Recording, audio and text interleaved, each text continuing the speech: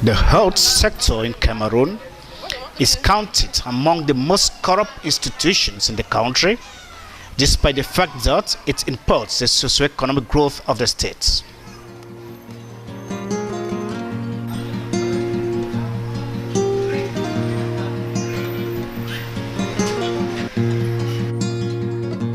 With the increased rate of the evil in public health, the poor or the have-nots are highly touched.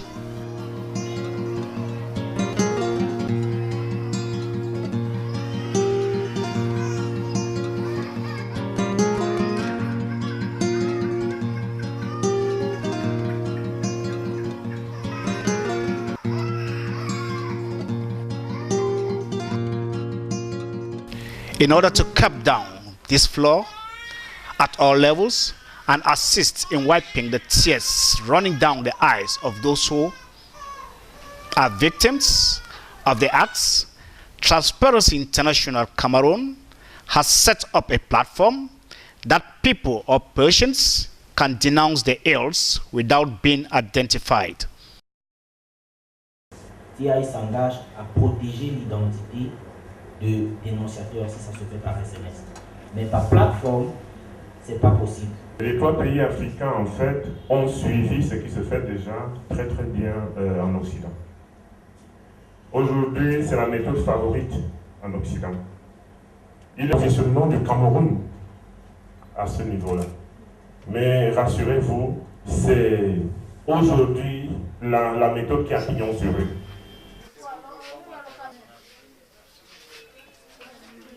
The project, improving the quality of health service delivery in Cameroon by promoting innovative whistleblowing techniques, is highly appreciated by some health personnel, as it had come to complement what the government has already put in place to fight corruption in the public health, and also enable the state to know those painting the profession black and call them to order. Cet outil arrive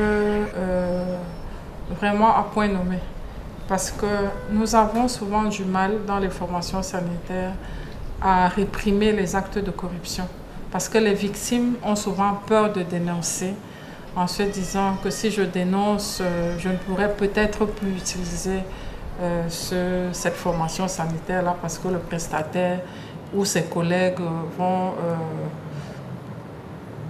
exercer des représailles par rapport à cette dénonciation. Donc c'est quelque chose qui va se faire de manière vraiment très discrète et anonyme. Donc ça va améliorer la dénonciation et aussi nous permettre de sanctionner ceux qui seront véritablement convaincus ou reconnus de pratiques de corruption. Je pense que c'est un plus, c'est pas ça qui va venir révolutionner le monde. Mais je pense que parmi déjà les mesures qui existent, c'est une mesure supplémentaire parce que il faut dire que dans les hôpitaux, il existe ce qu'on appelle des comités locaux de lutte contre la corruption, parfois jumelés avec un conseil de discipline ou un conseil d'éthique. Et donc c'est cette commission-là qui est chargée de recenser les dénonciations intra-hospitalières, les plaintes, et le personnel passe au conseil de discipline.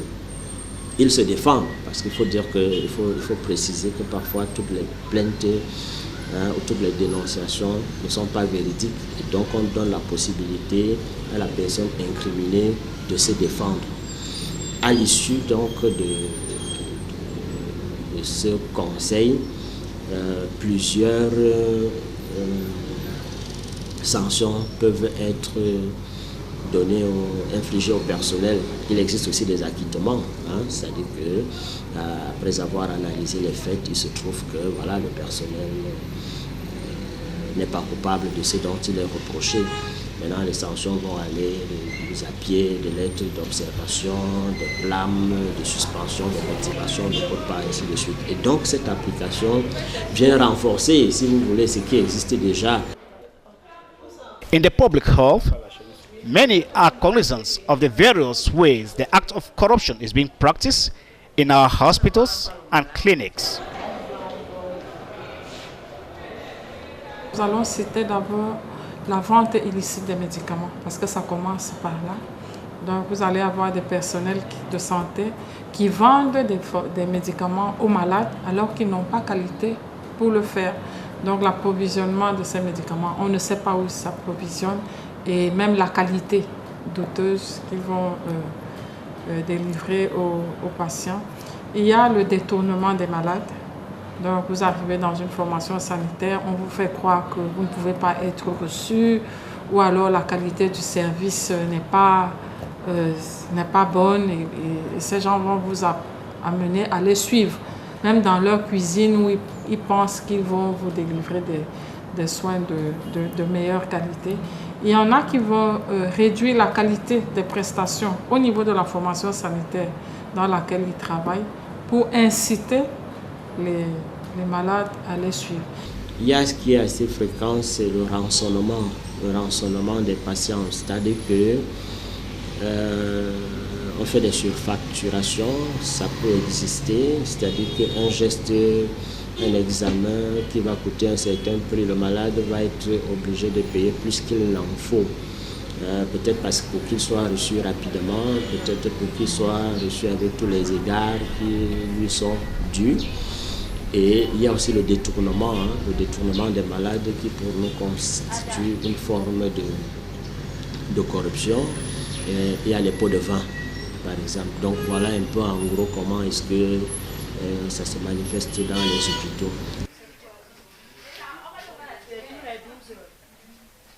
Such acts of corruptions at times can be personally motivated or provoked by the state, which fails to give the health personnel the necessary equipment to work stress-free. Nous pouvons dire que les causes peuvent se situer à deux niveaux.